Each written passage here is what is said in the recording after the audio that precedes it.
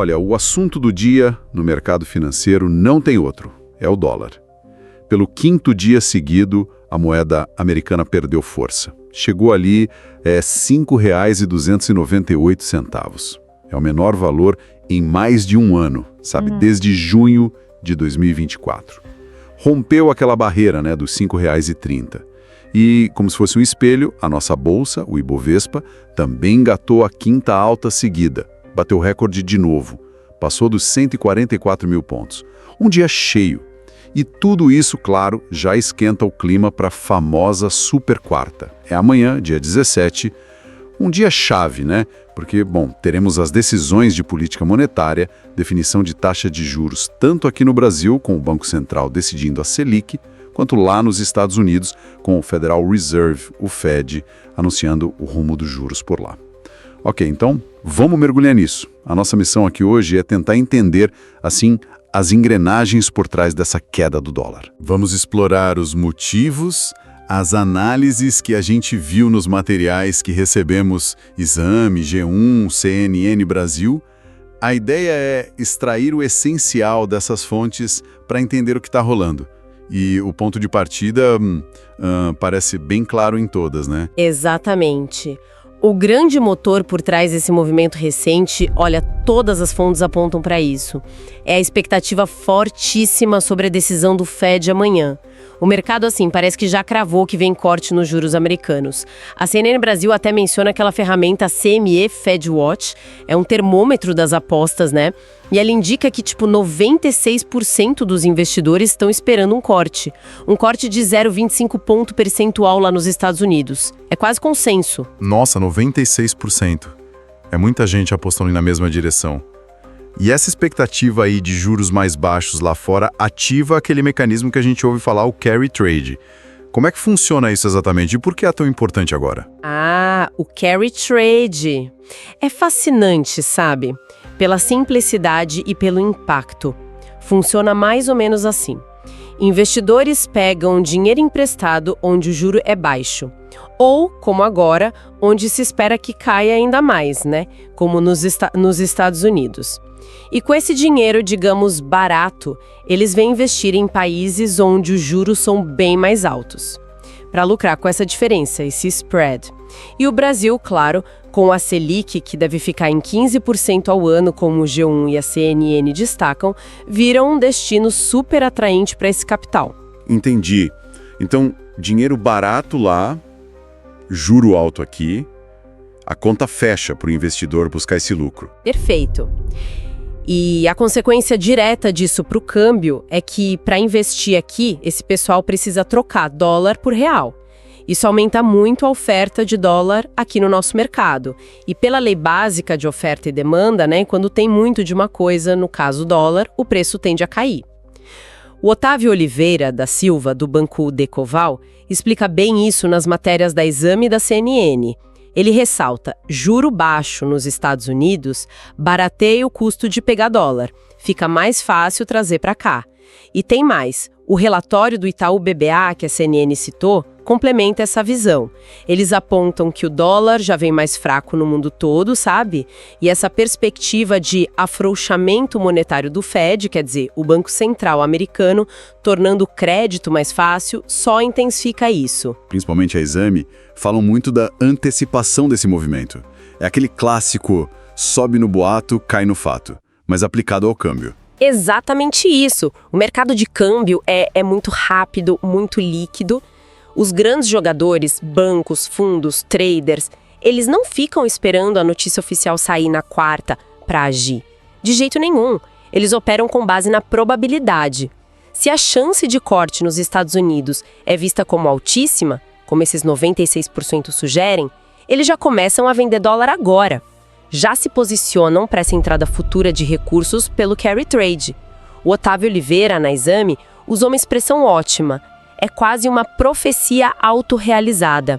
A expectativa é tão forte, tão consensual, que o próprio mercado faz acontecer antes do anúncio oficial. Então isso explica bem porque a gente está vendo essa queda forte antes da decisão. Mas aí levanta uma questão, né? O que esperar para depois do anúncio se o corte realmente vier como esperado? Essa é a implicação crucial dessa antecipação toda, como o próprio Otávio Oliveira pondera lá na Exame. Se o Fed entregar exatamente o corte de 0,25 que todo mundo espera, a gente não deveria ver uma nova onda de queda forte do dólar. Por quê? Porque esse movimento já estaria, em grande parte, no preço. Já foi precificado. A queda desses últimos dias é justamente essa precificação antecipada. Claro, sempre tem a nuance, né? O Nicolas Lobo, da Nômade, lembra bem na matéria da CNN. Não é só a decisão em si. O guidance do Fed também importa muito. O guidance, que seria a comunicação do Fed sobre o que eles planejam fazer daqui para frente, né? As sinalizações futuras. Isso, exatamente. O tom do comunicado, sabe? As projeções econômicas deles, a entrevista do presidente do Fed, tudo isso vai dar pistas sobre os próximos passos. Se o Fed sinalizar que vem mais cortes por aí, isso pode dar um novo gás para a queda do dólar. Agora, se o tom for mais cauteloso, indicando que talvez seja um corte isolado ou que a inflação ainda preocupa, aí poderia limitar a queda do dólar ou até causar alguma recuperaçãozinha. O diabo mora nos detalhes da comunicação, como sempre. Faz todo sentido. Mas, bom, reduzir a queda do dólar só à expectativa sobre o Fed seria simplificar demais, né? Imagino. Os artigos que a gente leu trazem outros elementos importantes para essa equação que é bem complexa. Sem dúvida. Não é um show de um ator só, não. Tem outros fatores pesando sobre o dólar no mundo e, claro, fatores internos aqui do Brasil. Do lado americano, por exemplo, as fontes mencionam as políticas do governo Trump. A Tânia Gofredo, da JEP Brasil, que a Exame citou, ela aponta que aquela política de tarifas agressivas, o tarifaço, isso gera uma insegurança, arranha um pouco a imagem dos ativos americanos como aquele porto seguro absoluto, sabe? Isso pode levar alguns investidores a diversificar um pouco mais, talvez buscar outros mercados. E tem a questão fiscal americana também, né? Que parece preocupar alguns analistas. Sim, o Nicola Tingas, da Acref, também na Exame, toca nos pontos estruturais importantes. Ele menciona um certo enfraquecimento gradual do dólar, como moeda de reserva dominante no mundo. Isso ao longo dos últimos anos. Não que vá perder o posto amanhã, claro, mas a tendência é observada. E, crucialmente, ele aponta para a dívida pública americana, que está crescendo muito. Isso gera desconfiança sobre a sustentabilidade fiscal lá no longo prazo. O próprio Tingas lembra que o Trump tem interesse político em juros baixos para estimular a economia, o que pode bater de frente com a necessidade de controlar a inflação ou a dívida. E para reforçar essa ideia de uma fraqueza mais ampla do dólar, o Otávio Oliveira, na CNN, diz que o dólar está perdendo valor globalmente, não é só contra o real, entende? E ainda tem uma camada de política interna lá no Fed mesmo, que o G1 trouxe. Isso adiciona mais um tempero aí, né? A aprovação relâmpago do Stephen Mnuchin, que é visto como alinhado ao Trump, para o comitê de decisão do Fed, bem a tempo da reunião de amanhã. E por outro lado, a manutenção da Lisa Cook no cargo, que era alvo de críticas do Trump depois de uma briga judicial. Isso não cria uma certa instabilidade, uma imprevisibilidade sobre os próximos passos da política monetária lá, mesmo com essa aposta forte no corte agora? Cria sim, com certeza cria. Mostra que por baixo ali da superfície da decisão que está vindo existem tensões, visões diferentes dentro do comitê que decide. Isso pode se refletir lá na frente, em comunicações futuras, talvez em votos divididos ou mudanças de rota mais adiante.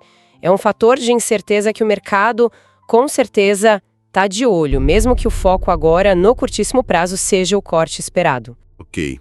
Então temos esse cenário externo, com o Fed no centro, mas com essas outras nuances importantes aí. E olhando para dentro, para o Brasil, o que as fontes falam sobre os fatores aqui de casa que podem estar ajudando o real a ganhar força? Aqui também temos notícias relevantes, sim. O G1 deu bastante destaque aos dados recentes do nosso mercado de trabalho. A taxa de desemprego caiu para 5,6% no trimestre que acabou em julho. Isso segundo a PNAD contínua do IBGE. É a menor taxa desde que essa pesquisa começou a ser feita desse jeito, lá em 2012. É um marco. Esses números da PNAD são sempre cheios de detalhes. O que essa taxa significa na prática, assim, para o dia a dia? Significa que, nesse período, o Brasil tinha mais ou menos 6,1 milhões de pessoas procurando emprego e não achando. É o menor número desde 2013. Ao mesmo tempo, a população ocupada, ou seja, quem está trabalhando mesmo, passou dos 102 milhões de pessoas. Os analistas que o G1 ouviu, como o Leonardo Costa, da Asa Investments, e o Igor Cadillac, do PicPay, eles veem um mercado de trabalho ainda aquecido.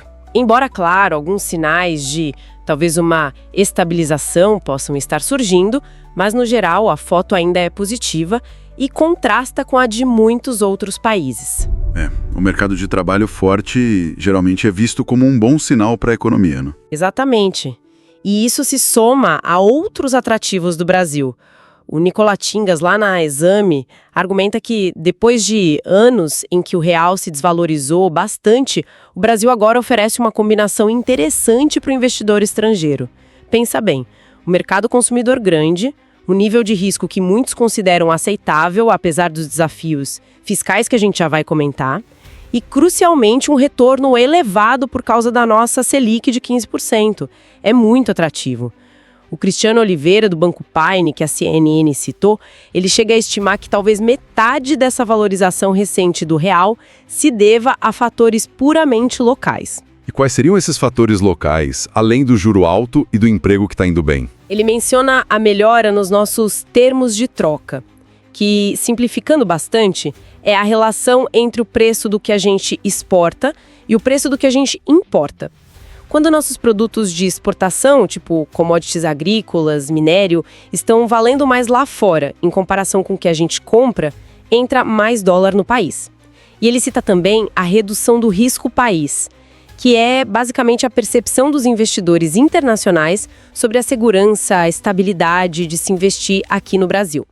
Uma melhora nessa percepção torna nossos ativos mais atraentes, claro. Entendi. Então, uma combinação. O cenário externo ajudando com essa expectativa de juros menores nos Estados Unidos e empurrando o carry trade, e um cenário interno com alguns pontos positivos. Juros altos aqui, emprego aquecido, melhora na percepção de risco. Isso explica a força do real agora. Mas a pergunta que não quer calar é: essa tendência de queda do dólar veio para ficar? Ou será que tem pedras no caminho que podem reverter esse quadro? Excelente ponto. É fundamental ter cautela e olhar para os riscos, né? Eles existem e são mencionados nas fontes. Um deles é um velho conhecido nosso, o risco fiscal brasileiro. A Tânia Gofredo, na Exame, lembra que, embora a situação das contas públicas pareça sob controle agora, a questão da dívida pública interna é sempre um ponto de atenção, um fator de vulnerabilidade. E essa preocupação ela tende a aumentar conforme a gente se aproxima de ano eleitoral, como vai ser o próximo. Aí as pressões por mais gastos costumam crescer. Um deslize fiscal pode azedar o humor dos investidores rapidinho. Ah, o famoso risco fiscal. Sempre ali, né? Espreitando. Sempre. Outro fator, esse mais previsível, é sazonal, como o Otávio Oliveira aponta na Exame.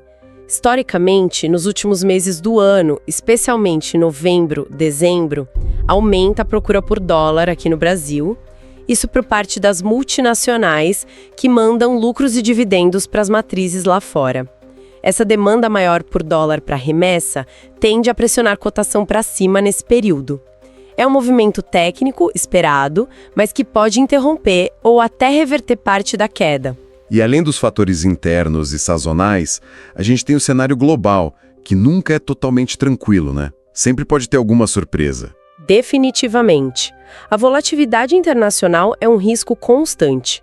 O Otávio Oliveira, na matéria da CNN, usa como exemplo aquela crise comercial recente entre EU e Brasil. Gerou ruído, impactou o câmbio.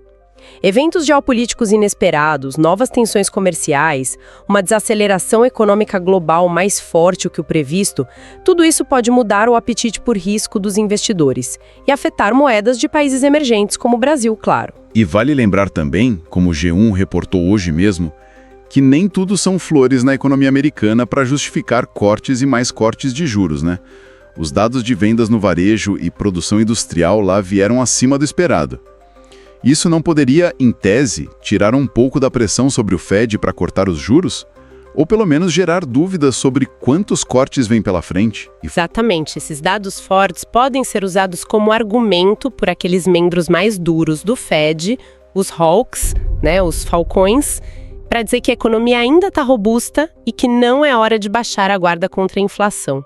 Isso adiciona incerteza sobre para onde vão os juros americanos e, por tabela, para o câmbio. O Tony Volpon, que já foi diretor do nosso Banco Central e hoje é colunista na CNN, ele reconhece uma tendência de valorização do real, sim, mas também essa volatilidade toda. Ele menciona que o mercado parece trabalhar com um valor justo para o dólar perto de R$5, mas o caminho até lá, e se a gente chega lá, é bem incerto. Ok, então, tentando amarrar tudo isso que a gente conversou, o que realmente importa a gente reter essa análise toda? Parece que a queda atual do dólar é puxada, sim, principalmente pela expectativa de juros menores nos Estados Unidos. Isso turbina o carry trade, o mercado antecipa, mas esse movimento ganha força por causa de outros fatores, certas fragilidades lá nos Estados Unidos, como a dívida, as tarifas e um dólar mais fraco no mundo.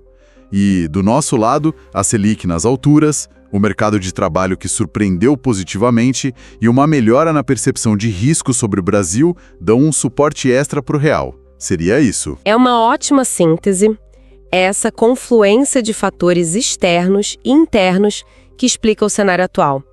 E por que acompanhar essa dança do dólar e do real é tão relevante para além do mercado financeiro? Porque mexe com a vida prática, né? Um dólar mais baixo tende a baratear produto importado, desde eletrônico até insumo para a indústria. Isso pode ajudar a segurar a inflação. Para quem sonha com viagem internacional, o momento fica mais interessante. A Exame até publicou sobre como aproveitar essa janela. Nos investimentos, o impacto é direto. A gente viu o Ibovespa batendo recorde e, de forma mais ampla, a taxa de câmbio influencia a competitividade das nossas exportações, a percepção geral sobre a saúde da economia brasileira no mundo. É um termômetro fundamental dessa interação complexa entre o global e o local. Perfeito. Uma análise muito rica mesmo, explorando as diversas camadas aí que as fontes trouxeram para a gente. Agradecemos a quem acompanhou essa nossa tentativa de desvendar os porquês da queda do dólar. E para a gente não perder o costume, fica aqui aquela provocação final para reflexão.